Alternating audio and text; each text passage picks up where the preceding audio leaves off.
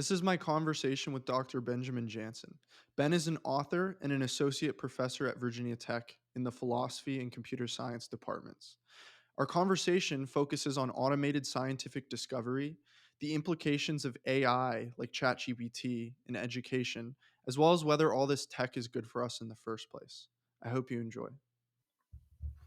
What is automated scientific discovery? So, in its broadest terms, automated scientific discovery is getting a computer to do all or most of the process of scientific inference. That is a broad umbrella, and there really isn't a process of scientific inference. There's lots of different kinds of inferences that scientists want to do. So, it might be inferring causation. So I have a collection of variables or factors. I want to know what causes what. In that case, computational or automated scientific discovery involves having a machine go from a representation of this data to a set of claims about what causes what, and maybe with what functional relationships. Or you might be interested in curve fitting. So you want to find an equation that predicts or describes. Some of the oldest work in automated scientific discovery was really getting machines to infer a law, a scientific law expressed as a mathematical equation that would capture a set of data. Increasingly, it comes to mean something like the application of machine learning techniques to large sets of data, although I will stress that those kinds of sets of data are actually really restricted to a surprisingly narrow set of sciences, or corners of various sciences.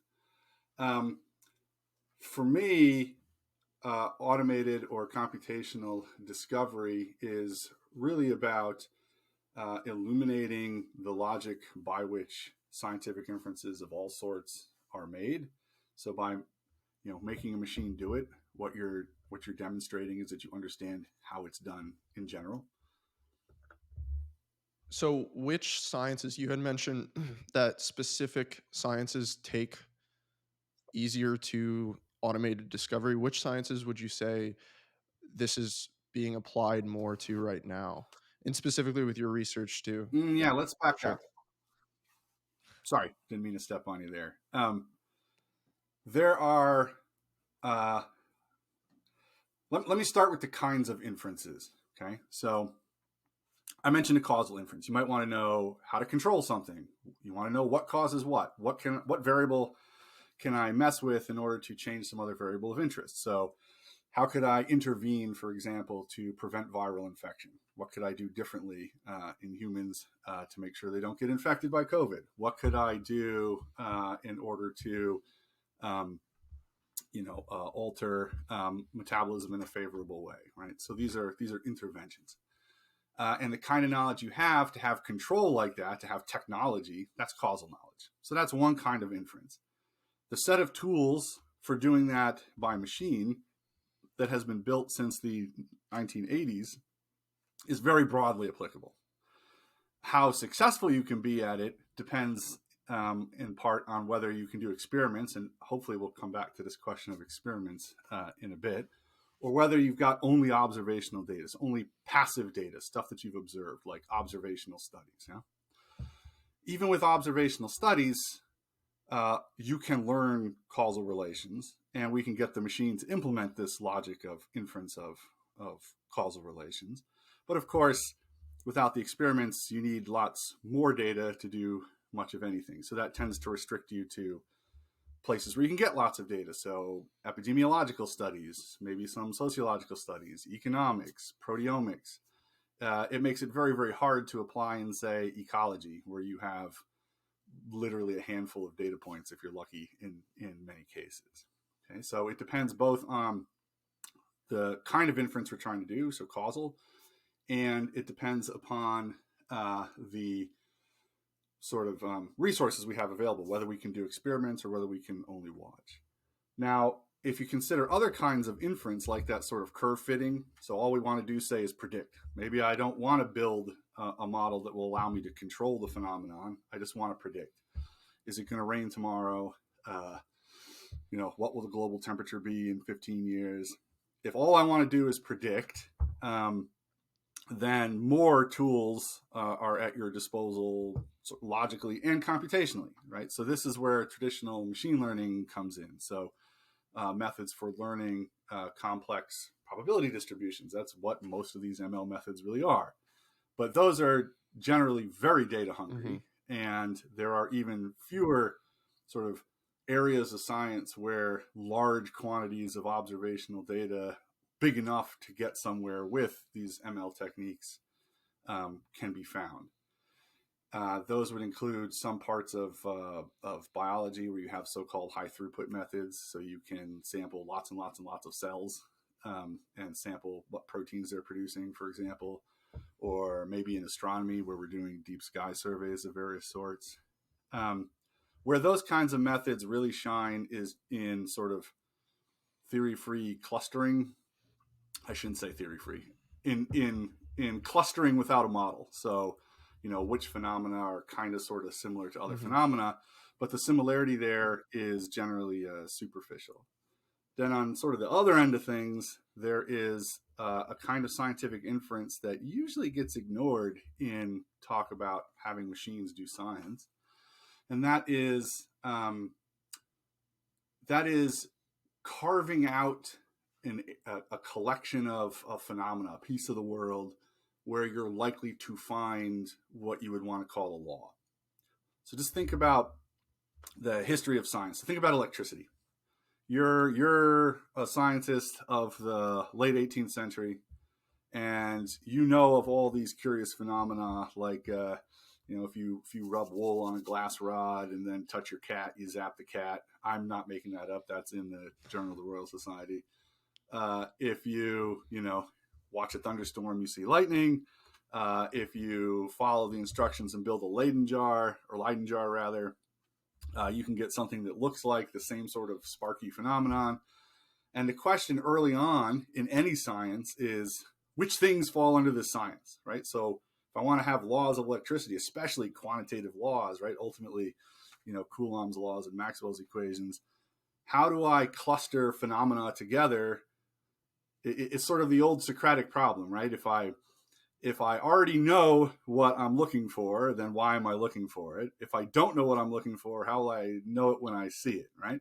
So we need to take all these phenomena that are electricity somehow and group them together. What we're looking for is stuff that might be governed by the same law, even though I don't know the law. That's the kind of inference my group specializes in. That's what we've done. And there is a logic to it, and it is something you can get a machine to do. How much do you think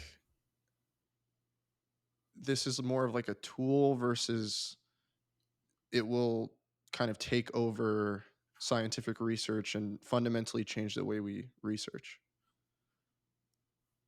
Oh man, so that is a good question. Um,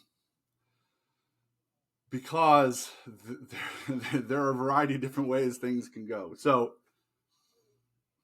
in one sense, a reason, at least from my perspective, to be interested in computational tools for doing science is that by getting a machine to carry through the inference, to carry through the logic of, say, identifying new scientific concepts, you can remove a particular human conceptual bias. Um, If I may, can I take a philosopher's step back and make a broader picture Absolutely, here? of course. Uh, so there's kind of two big ways of looking at the world. Sometimes I call them Platonic and Aristotelian. That's not really fair to either Plato or Aristotle. Let's call it the book and the open world video game. So in the book view of the universe, you see this reflected in, say, famous quotes from Galileo about reading the book of nature. You see it reflected in all kinds of popular literature from especially theoretical physicists. This view says something like, there are a small number, maybe just one, of laws, whatever these are, that dictate the unfolding of the universe. Those laws relate some particular fundamental set of stuff, some quantities together. Maybe they're excitations of a quantum field. Maybe if we're in the 18th century, it's the motions of impenetrable particles bouncing off of each other. Maybe in 100 years, it's, God help us, vibrating strings. I don't know. There's some fundamental set of entities. There's some small set of laws. And what we're doing when we're doing science well is figuring out, how to read these things off of the book of nature. There's only one thing to read, right? There's one text you're decoding. There's only one way to do it correctly. And everything we do pushes us in that direction. And once you're able to read the book, you, in some sense, somehow understand everything. The other view says, well, there's a lot that doesn't make sense about your book view. The set of concepts you start out with to probe nature will give you some collection of answers about how things are related to one another. But there's nothing that says that was a unique starting point. And there's nothing that guarantees that regardless of which sort of set of concepts we begin with, we'll be pushed in exactly one direction toward the very same, set of small laws. It's more like, I tried to liken this to an open world. The more you want to move in a different direction, the more you want to probe in different ways, the more the universe is willing to give you. I'm not saying, I'm not describing for you an idealism. I'm not saying this is a subjective world that we're inventing as we go. Not at all. What I'm saying is that so far as we can tell, the universe is a more or less bottomless well of structure, of ordered relations. Right. And there's nothing special about where we started off in the history of science. It's just accidental. What was particularly salient to us as human beings in the 17th and 18th century, which concepts were sort of the easiest to manipulate, temperature, force, something like that. But if you start somewhere else, it's still an open question. How radically of a different place does that lead you following the same kinds of logic of inference? And so maybe more concretely, like if we started off instead of sort of separating thermodynamics and mechanical notions. So maybe we started with a blend of concepts, something like temperature and momentum, and these were our starting points. Or maybe science began with ecology instead of physics. Maybe we started by attending to regularities in large collections of living things. And from there, I'm happy to describe the logic for you, but from there, we're pushed along a path where you infer new variables based on the regularities you've observed with the variables with which you began. And there's no a priori guarantee that that path takes you to the same place, right? There may be indefinitely many paths you could follow. So why bring this up? Because the answer to your question about whether automated discovery will change radically the way science is done or understood depends on how radically we're willing to employ it. So if we are interested in using the machine to get us past our inertia, so we have this conceptual inertia of 400 years of experimental science, it's impossible for us to think in terms distinct from what we were trained in.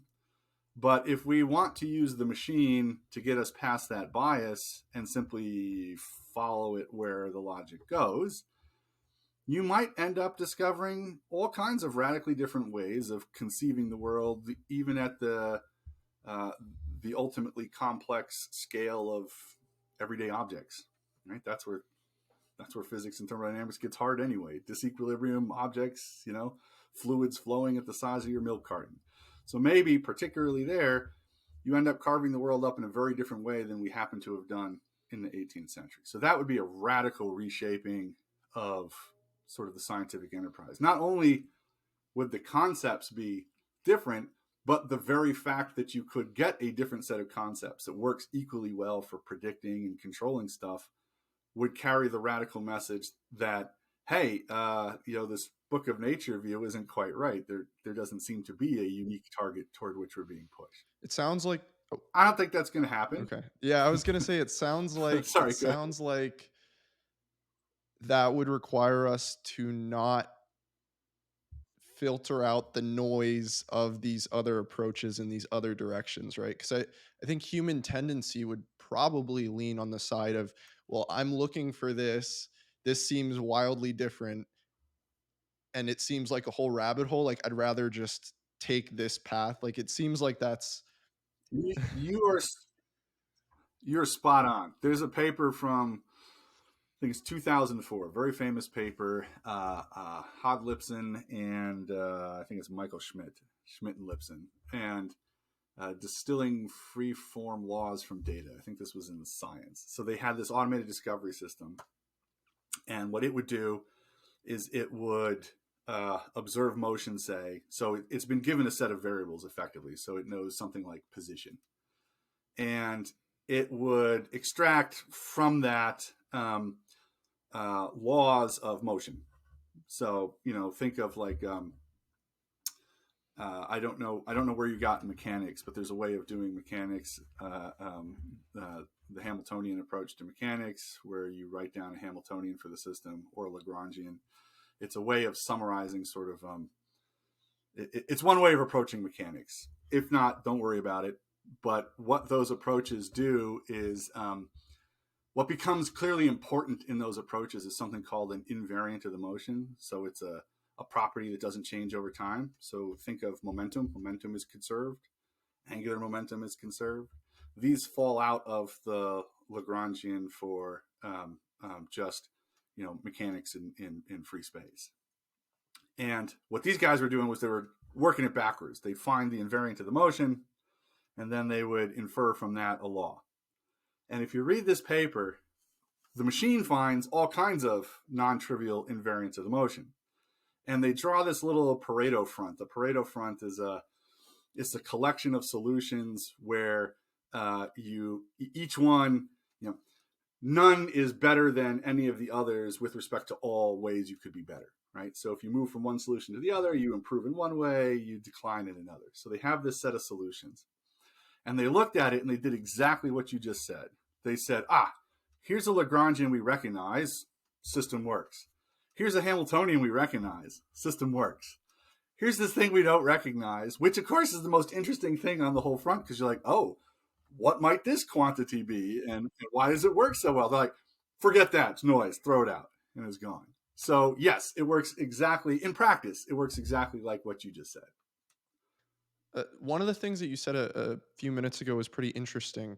You mentioned automating this discovery being potentially a way that we could remove bias from our judgment.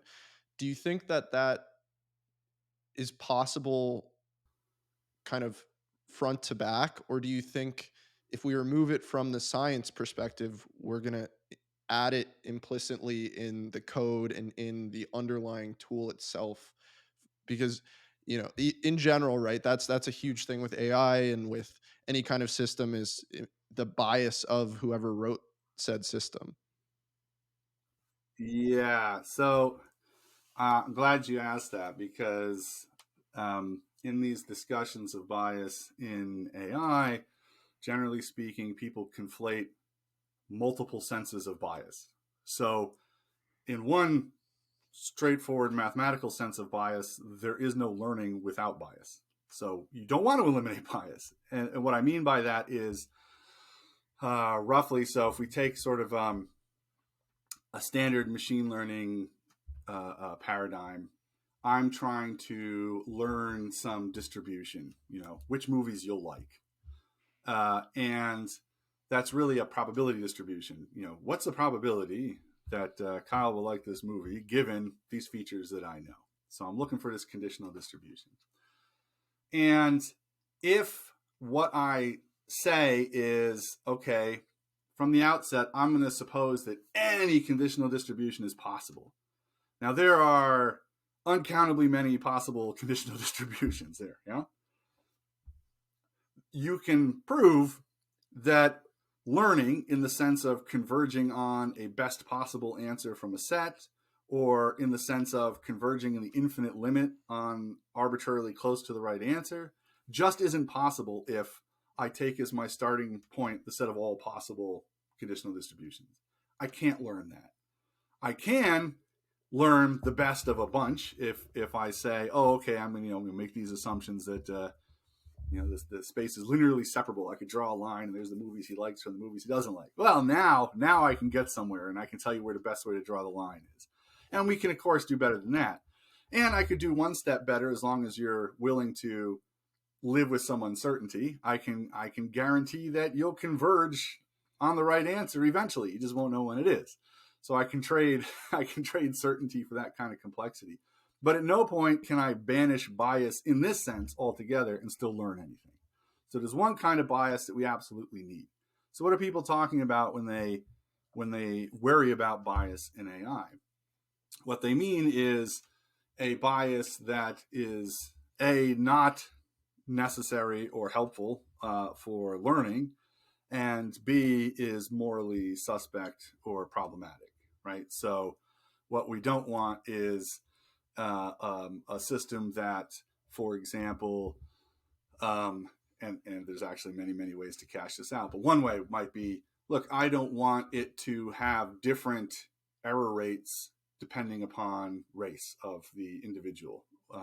If I'm classifying people for loans, for example, we say that kind of disparity in performance of the algorithm is something we want to avoid because it unfairly burdens one or another social group. So there's a moral element here. That kind of bias can only be identified with a substantive moral theory. So there's not a mathematical question until you decide the moral question. The kind of bias that I was talking about is really a sort of a third category, and that has to do with the fact that scientific theories aren't just abstract mathematical problems, right? They refer to things in the world. And there is inevitably a sort of bias in terms of getting this off the ground. That is to say, I have to choose a set of variables in terms of which to describe the world no matter what. And the variables that I choose to describe the world are going to sort of constrain where my path of scientific inference can lead me. So how I start things off, how I attach language and numbers to the world itself is necessarily going to constrain what I can describe in the world. And that's true even using our algorithms for doing this automatically. But we human beings carry more than just a sort of preferred set of variables. We have hundreds of years of theorizing about what these variables really reflect. So we have this whole rich set of concepts about internal or intrinsic properties of things that really restrict what kinds of alternative ways of looking at stuff you might have pursued. So there is a way to kind of take us back to a set of semi-formed kind of raw variables, loose ways of talking about the world, and having the machine pursue some combinations of those that we just never conceived of because maybe we didn't care, maybe we just couldn't, our focus was elsewhere, and see where that takes it. So that's what I meant by kind of freeing us from a conceptual bias.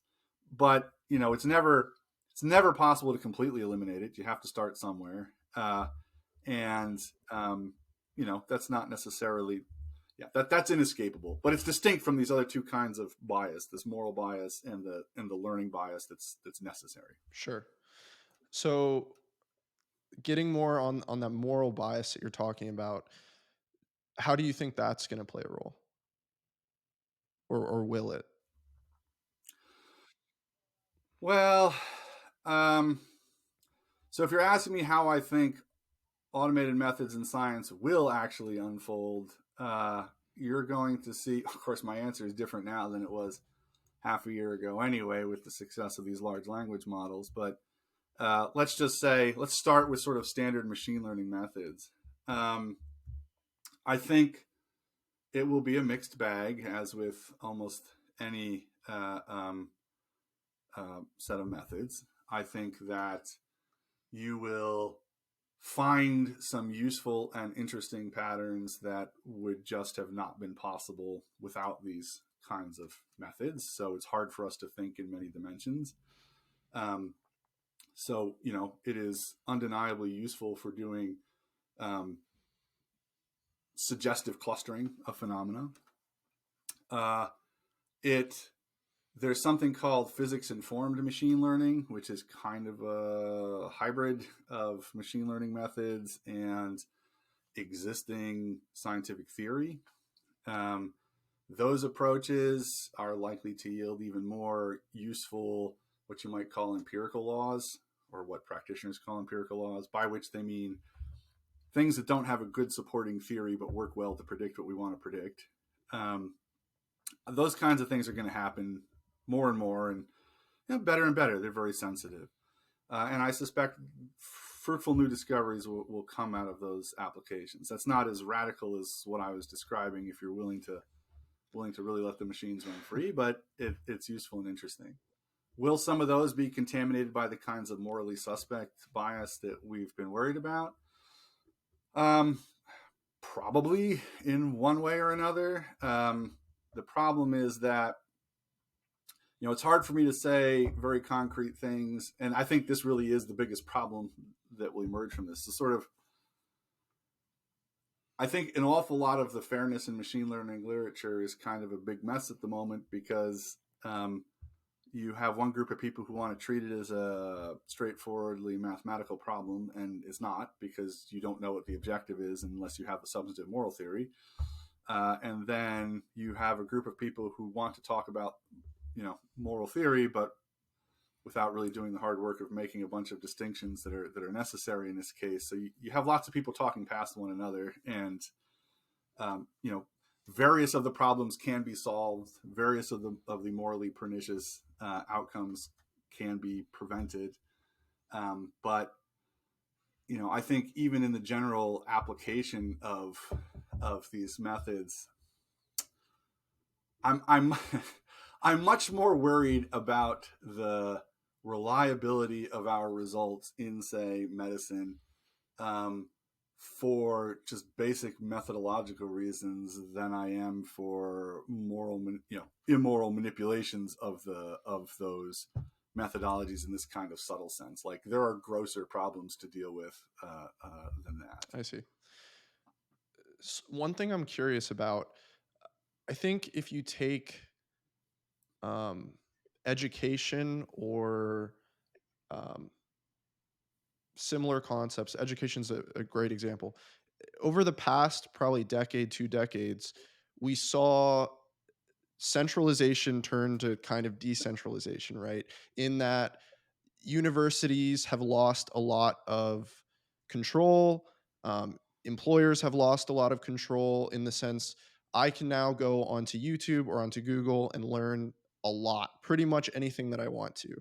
And before, you'd have to take a course and get a textbook, or you'd have to rely on having an employer to enable you to do something.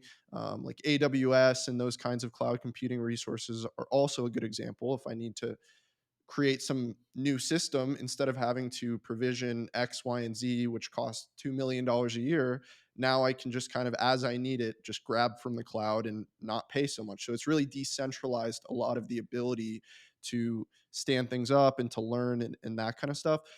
I would say specifically, and you would know much better than I would, but it seems that academia specifically and research is something where we see less of that decentralization, partially because I'm sure you do have to have some credentials. There's a small set of people that really can effectively contribute, and there needs to be some ability to uh, know that someone's opinion is well thought out, researched, respectable. So that would be Princeton or Harvard or whatever school stamp of approval. This person studied here for X number of years and we've has defended their PhD, and so what they publish is generally considered like expert opinion.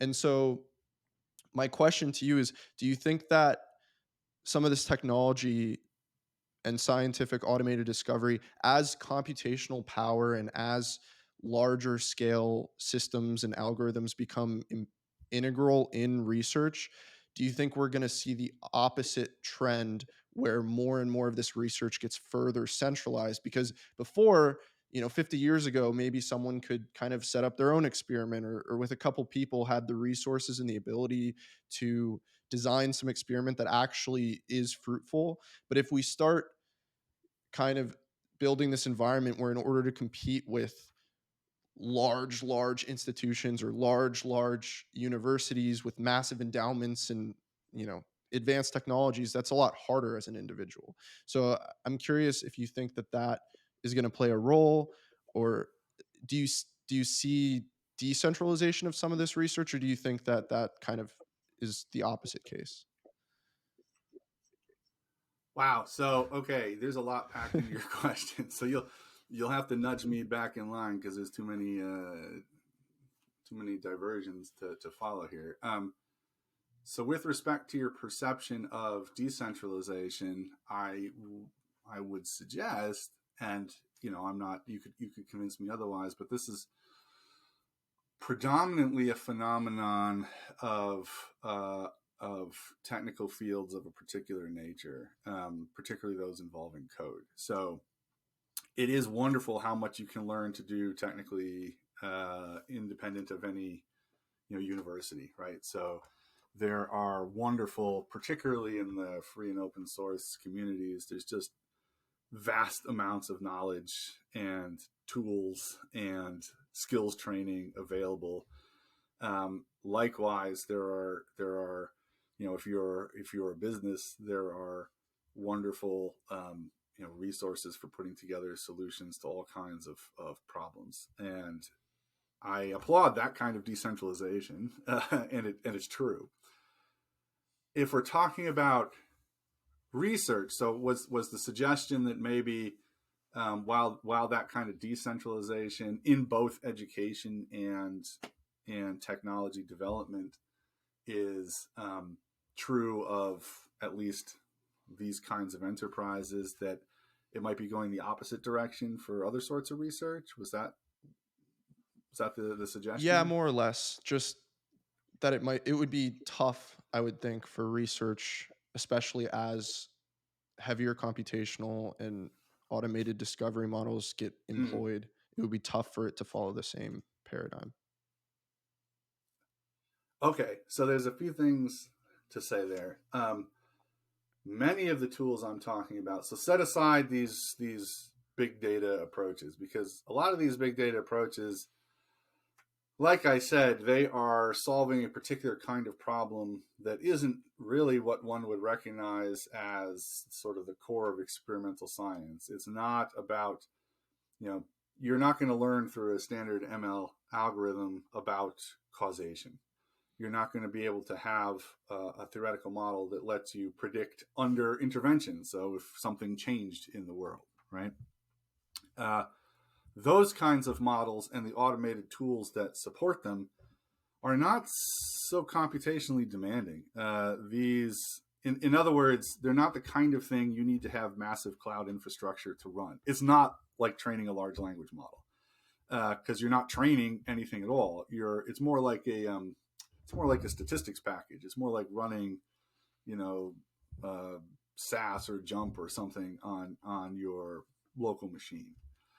It's the logic that does the work. It's not about um, enormous numbers of parameters. It's not about giant training sets to match those enormous number of parameters. So in some ways, many of the tools that I'm talking about would be enabling of a decentralization. So if your company wants to engage in research and blah, and you want an expert guide toward building, up your the concepts for the theory and the mathematical model that's going to let you make these quantitative predictions, you can just grab these tools and use them. In fact, everything I've done is out there in an MIT license, maximally permissive license. Likewise for a lot of the causal discovery. So those kinds of tools enable individuals to sort of carry this stuff out on their own. Does that mean that the education is or ought to be decentralized? Um, in principle, having things centralized in the sense of having a clear kind of accreditation process and sort of maintaining standards over long periods of time in educational institutions is a helpful way to avoid some pretty big dangers of using tools of these sort. And that is misunderstanding what these tools do. This is what has me worried about methodology in general. So, it is not hard to open up one of these statistical analysis programs and have it spit out an answer. Understanding what that answer means is a different story. And while in principle, there's a lot of this stuff. No, there really is in practice quite a lot. You could get a fantastic education about all of this on the internet, or at least through a combination of books and the web. Um, the hard part is knowing which of it is baloney and which of it is helpful analysis of the problem. And until you have, at the very least, a sort of a developed the basis of analysis for telling nonsense from not, it's a dangerous game to go out there and start grabbing tools. I see it.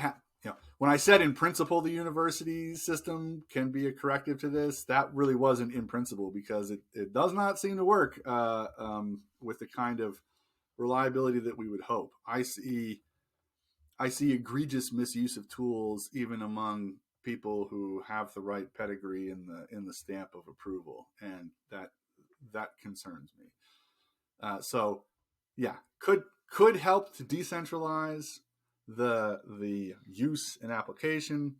There are good reasons to worry about maintaining centralization of education in the sense that you're using centralization, but that's definitely not a guarantee.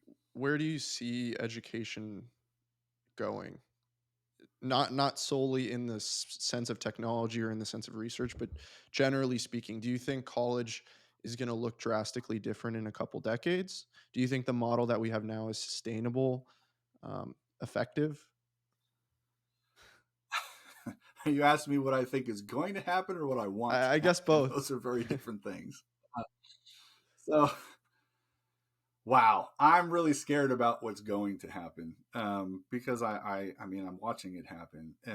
I have three young children, and I'm right now they're straddling middle school, elementary school, middle school, and high school, and the changes in our local district over the last 10 years have been dramatic and unsettling, to say the least. And then I see what I'm worried about in my students, because I've got students who are coming in. I see the freshmen straight from high school, and then I see students 4 years on, and I am deeply dismayed at what hasn't happened for the students 4 years on. Maybe I can guide you into some of the worry. So, you do development, right? Yeah, I'm a software engineer. Um, Large coding projects. So these are complex works, and you know when you're tackling a large coding project, what is the most important sort of intellectual habit for you? What makes it successful? What makes it such that you succeed at getting this done? Um, I would say, I mean, that's a very broad question with a lot of potential It ways is to a take broad it. I would question. say, from my perspective and what I've learned over the past couple of years, it's the biggest thing is what questions are you asking? How are you constraining the problem and defining what is success and what are requirements versus what are nice to haves versus what are unnecessary. Those answering those questions effectively and creating an effective design for the solution before you even think about implementing anything, I would say that's the single biggest thing. So considering reliability, scalability, those types of questions, that's stuff that if you don't consider it early on, comes back to bite you and totally destroys whatever solution you come up with from the inside out. So I would say those are kind of those questions, and having clear parameters in that sense are the fundamental pieces to actually having a successful project. Yeah, great answer. So that's definitely one of the items on my checklist. So, um, uh, you know, even understanding, even being able to frame the problem as you just did is an important skill. But a willingness and an ability to sit down and um, attempt to understand the problem you're confronting in the first place. What kind of a solution am I supposed to be looking for? What would I need in order to say that I've satisfied these requirements? We could translate that exact pattern into a wide range of intellectual tasks that we're hoping to train our students to do, right? Any mathematics problem looks like that. Well, before I start, plug and chug, what am I trying to do? What does success look like here, right? And how would I know that I got there? What should I look at the end? Um, Another thing that I would so there's a deep concern that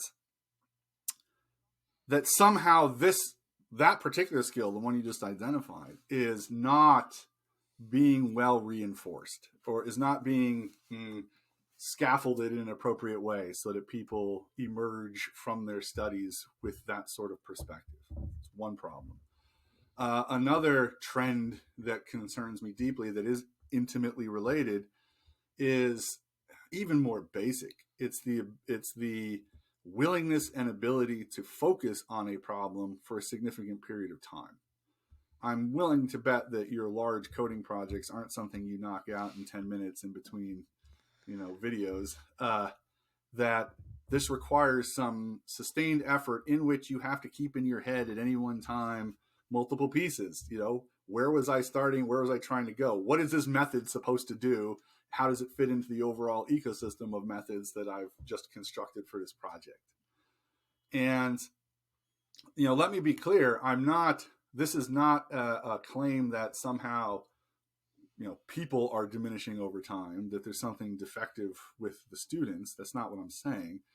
What I'm saying is, you asked me about education. I'm saying that the things I see us doing systematically in the classroom from middle school on are systematically not just failing to instill these habits and abilities to help people refine these, but they are standing in the way of doing exactly that. So we keep taking away opportunities to try this kind of intellectual exercise with guidance and feedback.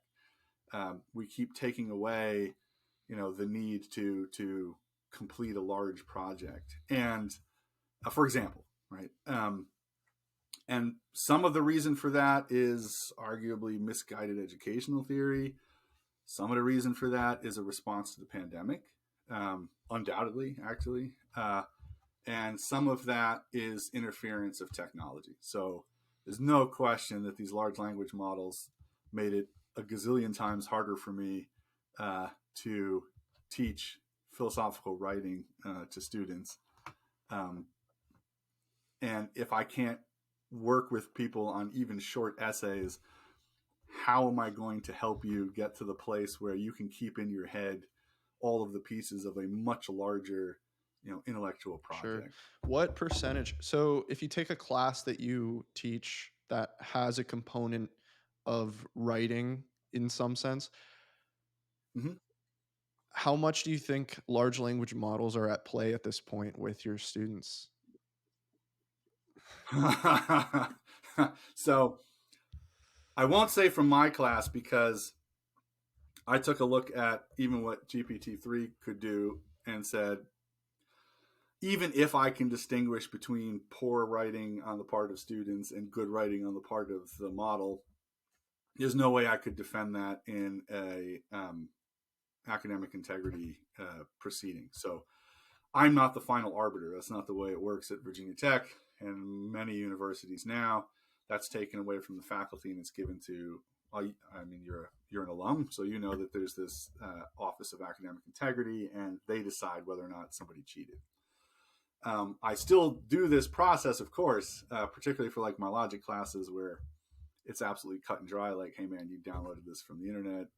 I know because I warned you that it embeds a tag that I can follow, and so those I prosecute. But when it came to the writing, this year I needed more time to think because I know that at the high school, a very high proportion of students immediately started making use of ChatGPT in their English classes. So I saw this happening. I saw the products, and I said, well, I don't want to gamble on how this is going to go for freshmen in my classes. I'm going to redesign this thing this year so that I'm not having them write the usual essays at home. How am I going to bring back that kind of long form analysis? That's a hard question. Ideally, I would have classes that are only 5 students large, and we would do this the way we're talking right now. And I can definitely help develop exactly the skills I'm talking about in an entirely verbal setting. But I can't have classes of 5 students. That's not going to happen. And those kinds of methods don't work with 40 people at a time. I don't know what the solution is there, but the impact is already here. And that was ChatGPT. I mean, GPT-4 is eons beyond that model, and 5 is half trained, right? So I don't know how to fix this educational problem, and it really is a problem. Do you think that this critical skill of writing and formulating thoughts in an essay and things like that, the things that these large language models are very good at, do you think those are skills that it's vital that we retain at the to the degree that we have them as a society? Or do you think it's similar to who cares if you don't know how to navigate the streets because you're always going to have your GPS? So, yeah, how do you think it fits into that? Well, I would say a couple of things. So you were close to giving me a pitch that you see in all kinds of editorials right now, especially in higher education. And this happens every time something dramatic occurs in the space of learning technologies. You immediately get what you might call the apologists who come out. They're like, "Oh, stop whining. We've been fretting and worrying about technology since Plato griped about the invention of writing and what it would do to thinking and oral tradition. And we're all still here, so stop worrying about it." I'm not saying you actually told me that. You're in that direction, is all I'm saying. No offense here. No offense, because I think that's an incredibly facile thing to say. So, yeah, Plato wasn't wrong that writing would diminish our capacity for memory and thinking from memory. We've lost a millennia old, or a couple millennia's old oral tradition. Most of us never exercise, unless we're stage actors. Most of us never exercise anything like the kinds of um, feats of memory that were commonplace in the academy, right? And you might say, yeah, okay, so what? Well, it's a trade-off. You definitely do lose something because um, thinking about complex issues requires you to hold in your head a large number of parts at the same time. If you can only focus on one or two things, you know it's not possible to form these sort of long distance connections, as it were, amongst bits of your knowledge. That definitely weakened with the advent of writing, but in some ways we gained as well, because writing, one, it lets us pass on much more reliably generation to generation. It lets us have an expanded workspace for ourselves, so I can still make connections, right? Because I can write down a piece of what I want to remember, and I can refer back to that frequently. So there's a trade-off. And, I think it would be reasonable to say, in that case, with respect to any number of intellectual virtues, probably the trade-off was worth it. We really did lose something, but you gained something. And you have to ask for each of these technological events what was lost and what was gained, because it is true that something is lost. It's not the case that, oh, we just need to adapt and everything is positive, right? Something is lost. Um, we know, for example, there's a big difference between you uh, uh, writing something down by hand and typing something out in terms of recollection. Um, printed books gave us the ability to spread an idea, all sorts of gains, relatively few losses relative to the invention of writing. You get up to these large language models and you got to ask yourself, what's gained and what's lost? And here I'm concerned about both sides of that equation. So, what's lost, what these things are doing for you when you say, write me a literature review for the beginning of my scientific study, is not sort of representing your own productions in a novel way. It's undertaking the core of that intellectual task for you. Uh, and that, so what does that mean you'll lose? So remember, like, writing is carrying out the memory for you. Asking Chat GPT to write your essay is carrying out the core of the intellectual task for you. Well, in one case, you lose the ability to memorize. In the other case, you're never exercising the ability to critically reason in the first place. You've offloaded that entire operation to something else. And yes, people will say, "Oh, no, no, no, no. I mean, people will just use it to start a paper, and then they'll go back and they'll." That's not how human behavior works. That's not what's going to happen. They'll polish up the language and they'll turn this in. And the more this becomes a habit, the more you lose a very essential core cognitive capacity. And on the other hand, what you gain is this ability to automate stuff that is going to be massively socially disruptive. I mean, GPT-4 scored what on the bar exam? So, does anybody need a paralegal if you have, legal GPT to do that work for you? So it's not obvious to me what we gain, and what we lose is huge. And if you just think it through a little bit, you're going to have this ever widening gulf between a small number of people who are capable of exercising these cognitive tasks that are necessary for, building and tuning things like Chat GPT, for, figuring out how to effectively use them to make money and do all of those things. And then a whole bunch of people who lack the skills to even understand what these things are doing for them. And I don't know, that's an awfully creepy chasm between the haves and haves Mm. nots. So yeah, that's what I worry about. Yeah, I definitely see that as well. Um, it it makes you wonder too.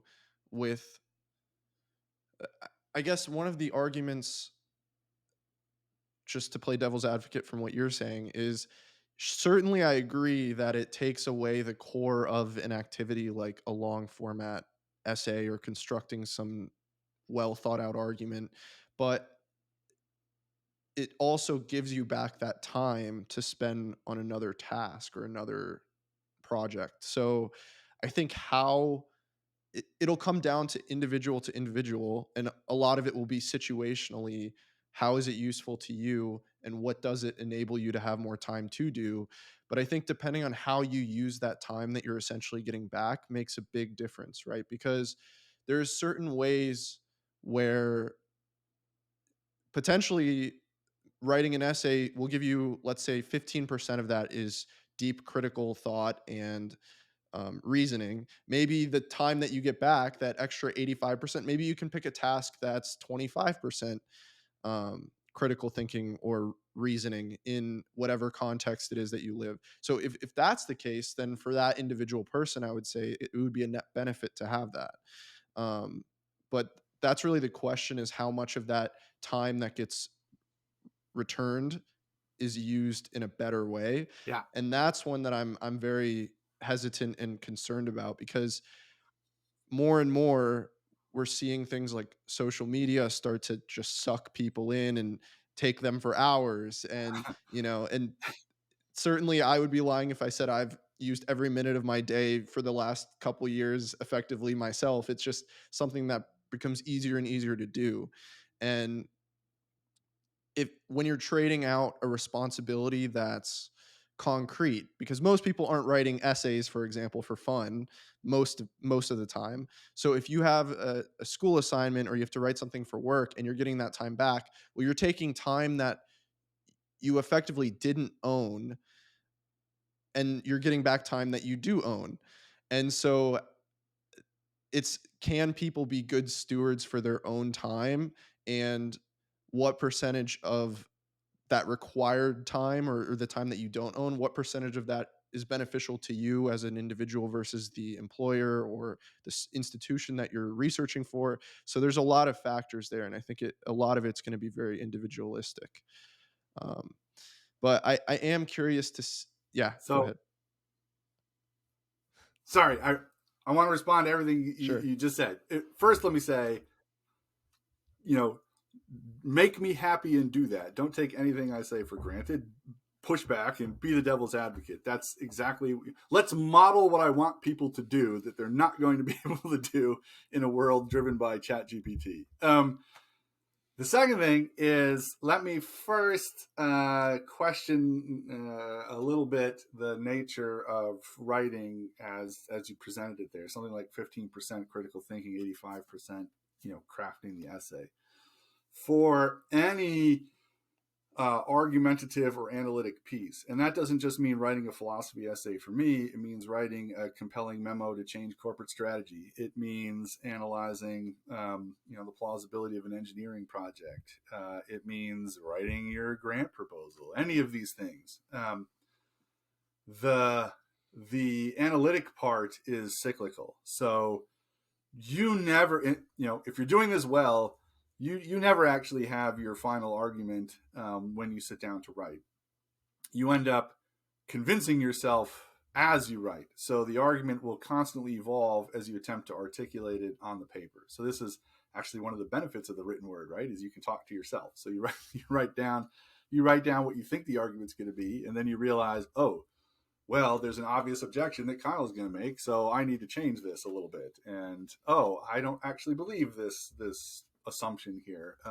That's not plausible. We can't do that in this company. Let's change that. So I question the relative balance of sort of crafting the language versus the Sure. analytic I think part. 15%, And you don't get 15% might that. have been a little bit conservative, but I think there's I know certainly where you're there's going. some balance Yes. below 100% of it that is beneficial in critical thinking. Yes. But you don't get that kind of back and forth with these sorts of tools either. You can ask it to rewrite an essay, but at least as of yet, you can't get it to address, for example, a weak premise in this way.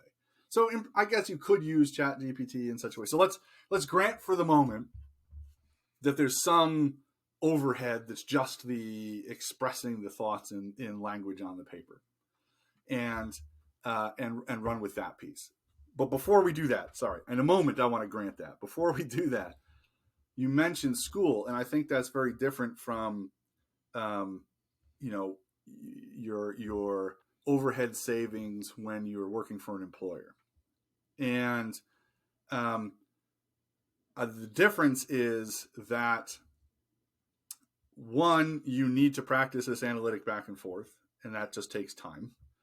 And this is what homework is supposed to be doing for you, is that you are practicing a skill, and you cannot get better at a skill unless you practice it. So this is spending the time to go through this analytic cycle, changing your own writing. And there, it's not just about the writing, it's also about language. So this is something I had meant to point to when we talked about how I'm seeing education change. you know Kyle, a significant fraction of my students, seniors in college, are on the edge of functionally illiterate. I I know this because I periodically invite people to read in class. So, I have the indirect evidence of how they manage to process or not process what I ask them to read outside of class. But reading in class, it is deeply saddening. I feel very badly for my students who will be leaving university barely able to read. I mean, you can read a menu, but you can't read a technical white paper. Um, and this is a question not just of, missing some obscure concepts. It's just basics of language mechanics, how diction and flow changes from one writer to another, how someone might structure an essay differently than someone else, being able to decipher what for a very long time we've simply taken for granted as the elements of style and language is absolutely flummoxing to a very significant number of my students. And that is something that can only be fixed by actually practicing the mechanics that we're calling overhead in these other contexts. So single school out is special. I want to say it's important to practice these language skills. Now let's talk about your employer. So, hey, look, I get time back, like you said. If I can make, I'm doing the intellectual work of crafting the analysis. ChatGPT is handling the nonsense of actually putting these words down and formatting this memo in the right way to send out. Yeah. In an ideal world, I might agree with you and say, hey, that's great. That's time back that we get to do something more valuable with. But here I will make a sort of pessimistic historical induction.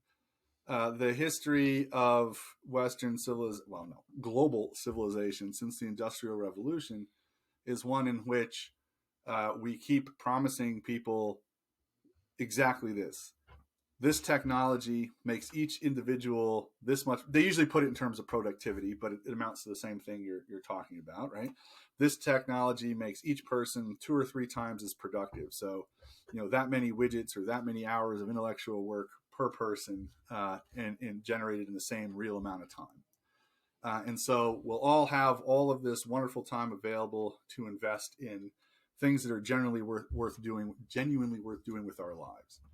And there's two problems with that. One is the one you identified. We'll just spend it all looking at, maybe not TikTok anymore, but Facebook or whatever. The other is that is not how at least in the capitalist countries, how our system works. If I make you 4 times as productive, I find 4 times as much stuff for you to do. It's never worked out such that, for example, our work week would shrink to, the 10-hour work week that was promised at various points as new technologies were introduced to make us more productive. I suspect what's going to happen is that far fewer people will be employed to handle tasks of the sort that these large language models are good at. So I will give you 4 times as many things to do so that you can fill up your 8-hour day, and then a whole bunch of other people who would otherwise have been white collar workers are just I out of think luck. that's true in some sense, but also, I mean, if you take the average person's job and career and number of hours worked 50 years ago in the US versus now, I feel like it's less, right? And if not less, the conditions at least are certainly better due to a lot of the automation and technology overall. Like, I think, like, just looking at past generations, just my grandparents and what they tell me from their parents' generation, like the amount of hardship that they faced just getting by with their career, I think is something that's less the case for the average person in one of these capitalistic countries today. Like, I do think that we see improving working conditions over time. I mean, even now, if you take someone who's pretty lower end of the social class system in the US, they probably still have a smartphone. They can probably still, learn some stuff online.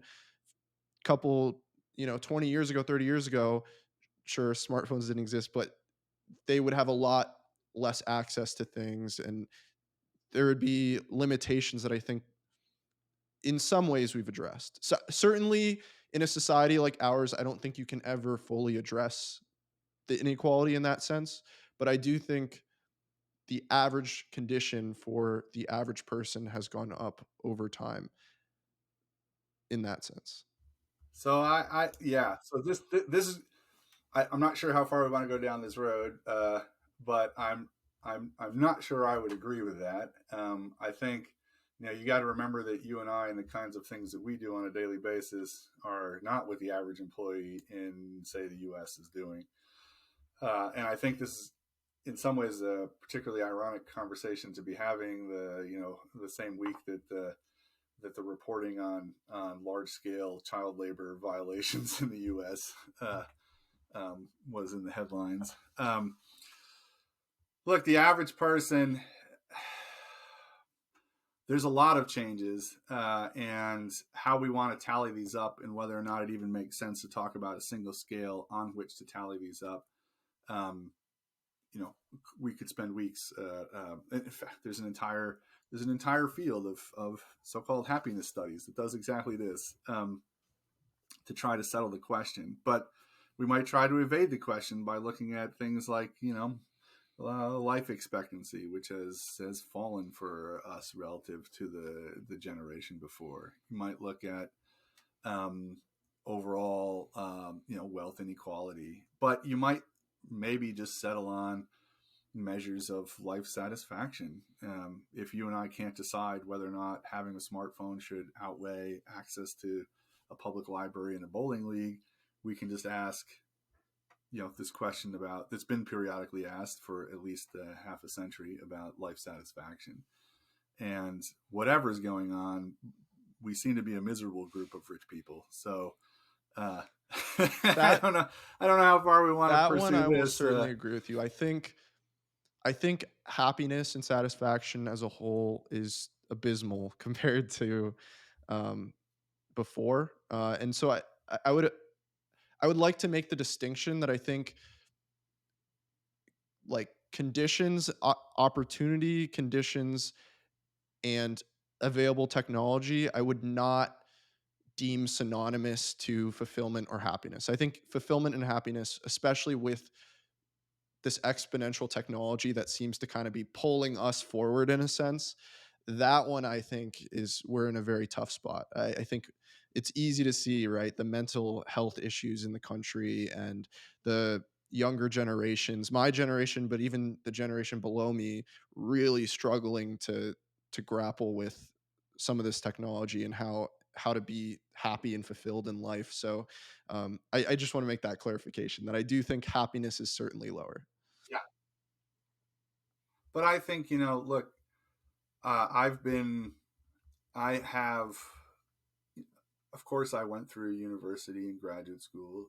I've been outside of academia and worked as a researcher for the government. But before I had these sort of, white collar research jobs, I'm a professor now. I worked, for example, a garbage incinerator. My job was to clean 3 football fields worth of walls to wash off the fly ash from the burning garbage in the gigantic boilers behind me. And that is not. It's not like everybody's working in garbage incinerators. I've also worked retail. There was it doesn't exist anymore, but it's kind of like a Walmart. And those jobs are not fun and they are not safe. Guys got killed with alarming frequency in that incinerator, and that's the quick deaths. God knows how much cadmium I've got in my bones from that job. You know, I think that, or the worry is that um, there are and will be fewer and fewer of these sorts of comfortable jobs that so-called knowledge workers like you and I can occupy. Um, and this is where Chat GPT is concerning, right? So roboticized assembly lines took away a lot of blue collar jobs. Globalization, which moves manufacturing to cheaper areas, took away a lot of jobs for undeniably took away a lot of jobs for people that weren't going to be whatever, mathematicians or programmers or etc.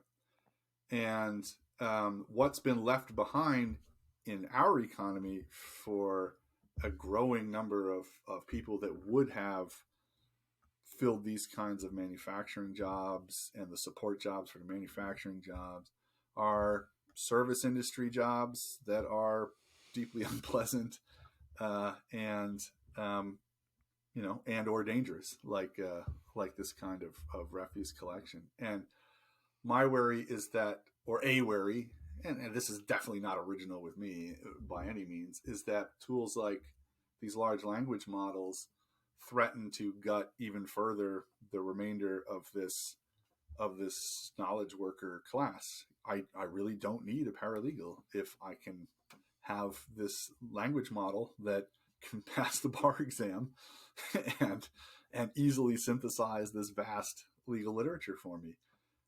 And where are those folks going to go? Yeah, it does become that the age old question with technology that seems to constantly be asked is how much is automation enabling the creation of new jobs versus taking up the ones which exist. And I don't know. I don't And know the answer to and that one. remember, it's not. Yeah, neither do I.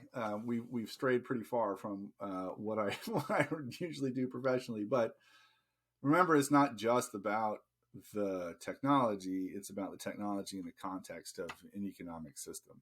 And historically, it is one where this, originally what we were talking about was the ostensible benefit of having time returned to you, time that you would otherwise have had to spend on a tedious task. And my core point was really just that, as an historical induction, that has never been a deliverance of our system, regardless of the technology.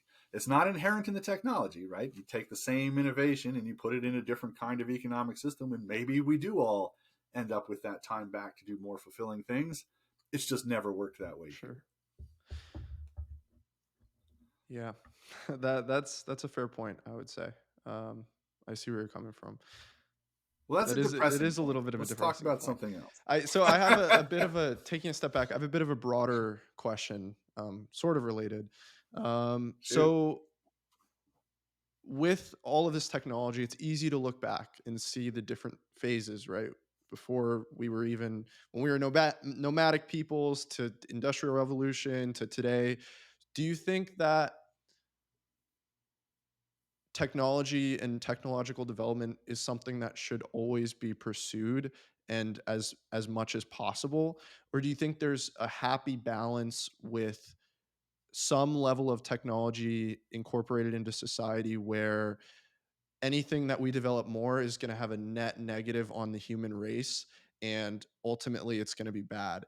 Like obviously we can get to other planets and stuff like that, but maybe we'd be better off overall considering all these factors of fulfillment and happiness and everything like that. Maybe we'd be better off just staying on the earth and focusing on having a sustainable life. Or but I feel like as a Yeah. society we don't ever ask that question. It's just always if we can then we should. And so that's my question to you is, do you think that we've kind of passed that point of maybe we shouldn't have all this technology? Do you think it's somewhere in the future, or do you think we should just continue to shoot forward as much as we possibly can? Yeah, that's a great question. And this actually is something I worry about all the time. Um, my my other big passion is invertebrate conservation, and the subject of a nonprofit organization I've been building, um, and that means I think an awful lot about how our world is changing, um, as a consequence of human impact. And you know, I keep coming around to the same position. You said that we invariably seem to say if we can then we should. I think that collectively we are stuck with if we can then we must, and that's not a moral must. That is just an expression of our nature. We are we can't seem to help ourselves. Um, we know perfectly well that if we, on my pessimistic days, I think, um, one, we are already, there's very good reason to think we are already past a critical point of sustainability where we've doomed ourselves to some dreadful um, consequences in the relatively near future. That is to say, you know, massive reductions in human population in unpleasant ways. Um, and why is that? Because of all the things that also make us, admirable in our own eyes. We are very, very clever. We're no different than any other animal. We want to survive and thrive. It's just that we have unprecedented ability to alter everything around us while we do it. And the ways in which we can alter everything around us keep changing very fast. I think a lot about the difference between beavers and people. Beavers have a huge impact, or had a huge impact on this continent. There's something like um, on the order of 30 or 40 million beavers, if I'm remembering correctly. When we got here, and beaver dams, beavers dam rivers. Dammed rivers dramatically alter the landscape. You change forest cover, you change um, the availability of standing water, and there's no questioning that one species has an outsized impact on a whole bunch of other species. But a lot of that impact tends to increase biological productivity, and depending on which area you're looking at, diversity as well. In other words, their reshaping of the landscape tends to result in a flourishing of life. Our reshaping of the landscape, at least as of recent history, seems to have dramatically the opposite effect. we, just for one example, let's see if I can get the numbers right. The estimates were that there were something like 3 teratons of biomass in plants prior to the onset of agriculture in the Neolithic.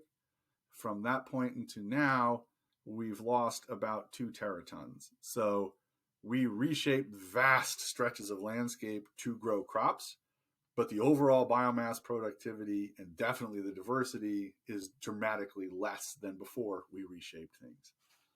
And that of course is just one way of saying that this is an ultimately self-destructive act. But at every step of the way, it seems to be an expression of what is good in people. We can figure out how to do things. We can amplify our individual abilities. One man in an earth mover can do what 1,000 men would have done 100 years ago, I should say. And that's extraordinary.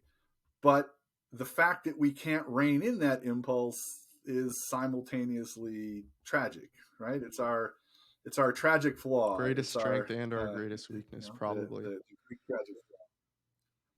Yeah, and there's never been a technology, no matter how insanely and obviously bad an idea it is to build, that we haven't done because we could. Name one we ever successfully restricted. we didn't even manage to restrict nuclear weapons, right? And that's obviously a bad idea. There's just nothing good can come of this, right? And so on my pessimistic days, I feel like if we can, we inevitably will, and if we will, it's not going to go well for us in the near future. You were supposed to ask me a less depressing question, That's Kyle. fair.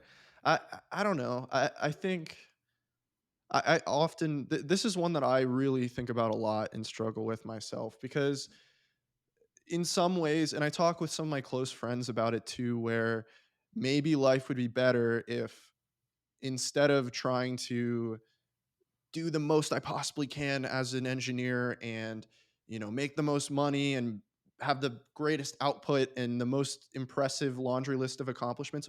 What if I just, found a way to give back to a community and I moved out of a big city and, lived somewhere where it was like less of a fast paced, like get up and go kind of lifestyle, and would I be happier? Mm, And I think you can ask that both at the individual scale as well as at the societal scale. Um, and there, it's a tough one, right? Because there's so many variables that we're never going to have a clear answer. Your guess is as good as my guess is as good as anyone else's, and we don't know what's going to happen in the future as much as we like to pretend that we do. So but I do think it's a good conversation to have and a good question to ask, because even if yeah. we are doomed to, do every single possible thing we can with technology, at least having the awareness at a more generalized sense, and having more of the population aware of that, or asking the question, at least, like, that's the only way that we even have a chance of addressing it or changing that. And some days I see nukes as nuclear weapons, and some days I see nukes as nuclear power. And so it depends sometimes on my viewpoint that day and stuff. But that's kind of why I'm asking. Is I think it's a good thing to ask, and it there is this greater I, yeah. I think that I think the more tractable thing is, you ask this question on two different scales, and the question at an individual life is a different thing. Um, we have agency over our own lives in a way that we just don't seem to collectively. And, um, I, so I can't answer for you because no two people share the same set of valuations of what they want out of life. But there are some pretty clear statistics that, or generalities, that suggest a less uh, a less work oriented, and I don't say task oriented. I work in the sense of, you know production for the purpose of production's sake, uh, and a in particular a greater number of personal contacts. Really, it's that last one that is the only massive correlate of general life satisfaction, is interpersonal relationships. And to have that means must mean unplugging. I look at my kids and I work hard to, since they've been small, I've kept their digital footprint as small as possible, such that when they are 18, they can choose how much they wish to share with the world, and how much not. And so it's not like they're able to be on social media all the time. But I look at the difference in their social lives, and in even mine, in the decades just before the explosion of the internet, or over that transition, and where I was spending time with people doing, pretty pointless things, but with people. They they are not, and it's not just my kids. I'm not saying my kids are pariahs, but I'm looking at their peers, and where did the time to just hang out with people for the sake of hanging out with people go? And it's not the same thing to do that digitally. I mean, it's empirically not the same thing to do that on your phone versus face to face. Absolutely. That's something that we can individually do something about, at least in principle. Yeah, yeah. Certainly, there's a lot of ideas that you're kind of unpacking here that we could probably get into for hours on end. I guess the last thing that I'll say, just kind of what you said sparked this in my brain. You said something about not being opposed to uh, task, but productivity, or it was something similar like that. Just making the distinction that the answer is not to take inaction and just kind of lay around. And I think that's something too that is really tough with our society, that I see all the time, is people think that work is bad and doing all of stuff and having to do things and responsibilities are bad. So I can't wait till I retire and I don't have to do anything. And something I've realized, for me, at least on a personal level, is the answer is not to do nothing. It's to do things that lead towards fulfillment or are fulfilling inherently. And I think that's another interesting one, is especially with the inventions of all these technologies and further developments, is we have more agency over our time in some capacities sometimes. And if you, you know, if you take that mindset of all these companies and institutions have been trying to suck all my time away from me, and I just need to reclaim all of it so I can just rest. Uh, Oftentimes that ends up leading to, depression or just not feeling fulfillment in life. So it's No hard to question. I think it's important, and something I've realized recently too is it's filling your life with interpersonal things, absolutely, but things that pull you in directions that lead to fulfillment. So ways that you can make incremental improvements at skills or in projects that actually interest you or that maybe don't have some greater underlying need than just that it's something that interests you or you enjoy. Um, so yeah, I don't know. I thought that was interesting that you mentioned. I think we forget that as a society too a lot. Living is meaningful effort, and when you stop exerting effort, you stop living. People who relax when they retire die young. Yeah. Cool. Well, I know we're getting up to the time here. I really appreciate the Sure, conversation. It certainly brought out a lot of thoughts, and feel like I learned something from the conversation. And I'm really glad that you took the it was a time. lot of fun. Thanks.